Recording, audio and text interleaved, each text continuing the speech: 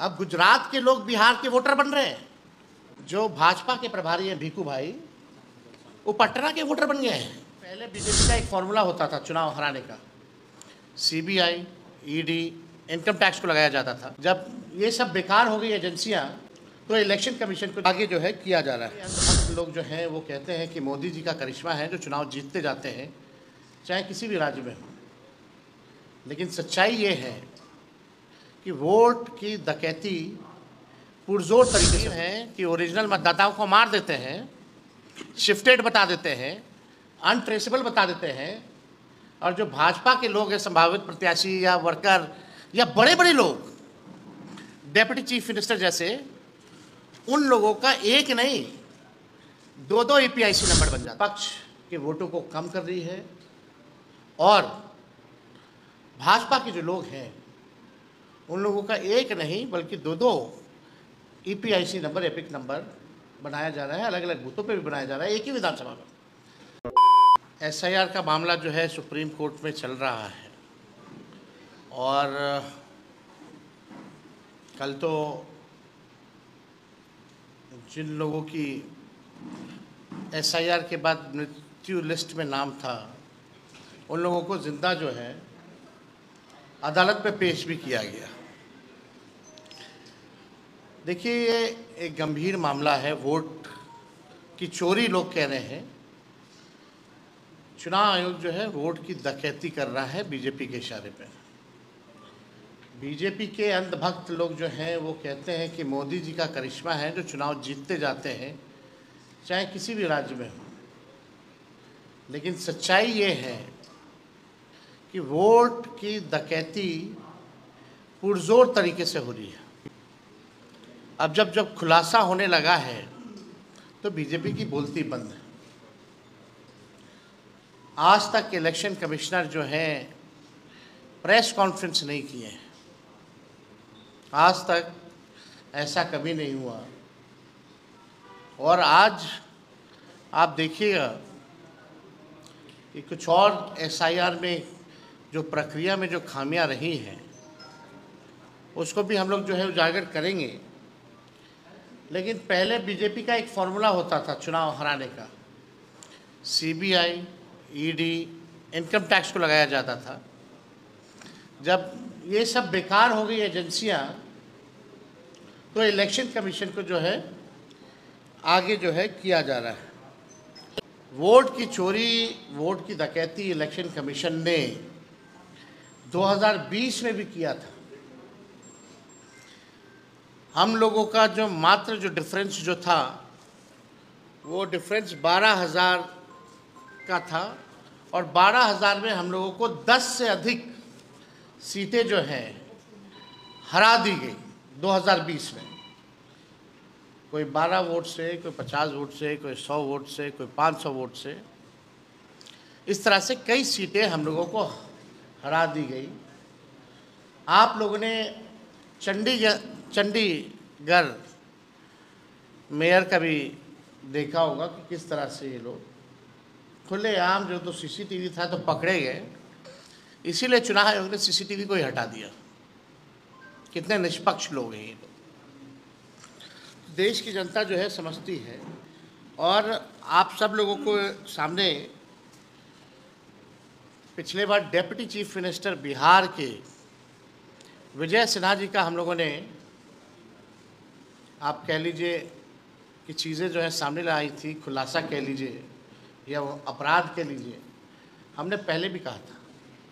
लेकिन आज हम ये कहना चाहते हैं कि चुनाव आयोग केवल भाजपा के लोगों का सहयोग कर रही है, विपक्ष के वोटों को कम कर रही है और भाजपा के जो लोग हैं उन लोगों का एक नहीं बल्कि दो दो ईपीआईसी नंबर, एपिक नंबर बनाया जा रहा है। अलग अलग बूथों पे भी बनाया जा रहा है, एक ही विधानसभा में।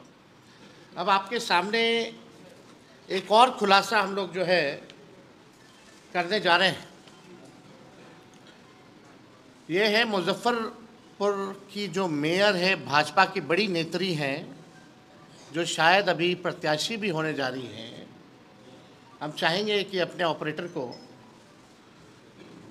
कि स्क्रीन पे जो है सामने जो है लाया जाए। इनका नाम है निर्मला देवी, मुजफ्फरपुर की मेयर है निर्मला देवी। निर्मला देवी, इनके एक एपिक आईडी नहीं बल्कि दो एपिक आईडी है एक ही विधानसभा के, और उम्र में भी अलग अलग है। और माफ़ कीजिएगा, केवल निर्मला देवी के ही नहीं, निर्मला देवी के 2 देवर हैं, उन दोनों देवर के भी दो एपिक आईडी जो है आपके समक्ष जो है स्क्रीन पे दिखाया जा रहा है। ये विधानसभा क्षेत्र दिखा ऊपर, पहले कौन सा है? ये है 257, बूथ नंबर 257, निर्वाचन क्षेत्र मुजफ्फरपुर। अब जूम करके निर्मला देवी जी का फोटो दिखाया जाए। ये वहाँ की मेयर हैं, और इनके बगल में जो 2 और जो फोटो जो हाईलाइटेड हैं, एक दिलीप कुमार और एक मनोज कुमार, ये इनके 2 देवर हैं। अब दूसरा बूथ जो है वो लगाया जाए 153, ऊपर देखिए 153 मुजफ्फरपुर। ये लेटेस्ट फ़ोटो है इन लोगों का 153 वाले में। निर्मला देवी, इसमें 48 साल उम्र है, और 257 वाले बूथ नंबर पर इनका 45 साल उम्र है। तो आप दोनों देवर को आप देख सकते हैं। दूसरा देवर को दिखाओ, तो आप इनके पिता और ससुर का भी नाम सब कुछ देख सकते हैं। अब इसमें क्या कहा जाए, ये बहुत ही गंभीर तौर पे जो है ये प्रक्रिया जो है की जा रही है चुनाव आयोग की तरफ से।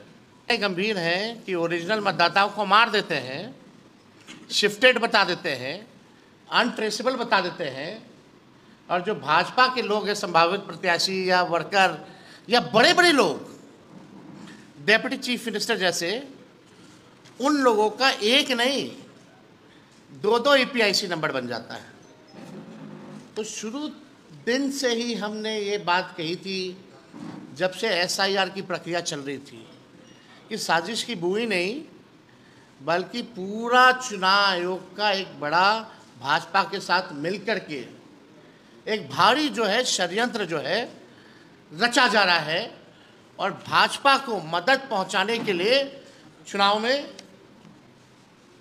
जो हमारे गरीब मतदाता हैं, जो विपक्षी दलों के वोटर हैं, उनको मित्र बता दिया जाता है, उनका वोटर लिस्ट से नाम काट दिया जाता है, और भाजपा के लोगों का एक नहीं अनेकों जो है वो किया जाता है। हम लोगों को अगर ये लोग दे दें डेटा, अब तो डेटा इन लोगों ने जो अपलोड किया है लेटेस्ट, वो तो इमेज के फॉर्मेट में कर दिया है, और फाइल को हैवी बना दिया ताकि हम लोग देख ही ना पाए। फिर भी हम लोगों ने शुरू दिन से कहा था कि एक एक चीज़ों पर हम लोगों की नज़र रहेगी। बिहार लोकतंत्र की जननी है, और यहाँ से लोकतंत्र को हम लोग ख़त्म होते हुए बैठकर देख नहीं सकते। लोकतंत्र को बचाने के लिए, लोगों के अधिकार और अस्तित्व को बचाने के लिए राष्ट्रीय जनता दल महागठबंधन जो लड़ाई लड़ना पड़े, जहाँ लड़ना पड़े, उस लड़ाई को हम लोग लड़ेंगे। और किसी भी सूरत में जो बेईमानी करने के इरादे से इलेक्शन कमीशन या भाजपा के लोग यहाँ आए हैं, इनकी बेईमानी को हम लोग सहेंगे नहीं बल्कि मुंहतोड़ जवाब देंगे। और एक और तरीका समझ जाइए, अब गुजरात के लोग बिहार के वोटर बन रहे हैं। जो भाजपा के प्रभारी हैं भीखू भाई, वो पटना के वोटर बन गए हैं। ठीक है, उन्होंने आखिरी वोट जो है गुजरात में दिया था 2024 में, लेकिन वो पटना के भी वोटर बने हुए हैं। नाम उन्होंने कटवा लिया गुजरात में, वो ठीक है, लेकिन आप समझिए कि 5 साल हुआ नहीं कि आप जगह बदल बदल के वोट दे रहे हैं। तो भीखू भाई जो हैं प्रभारी हैं भाजपा के, अब वो पटना के वोटर बन गए। अब पता नहीं पटना बिहार का चुनाव खत्म होगा तो फिर नाम कटवा करके कहाँ के बन जाएंगे, ये तो वही बता पाएंगे। लेकिन इन लोगों का षड्यंत्र जो है आप सब लोगों को समझना पड़ेगा कि किस हिसाब से भाजपा के लोग जो है बड़े पैमाने पे जो है बेईमानी इलेक्शन कमीशन के साथ मिलकर के ये लोग कर रहे हैं।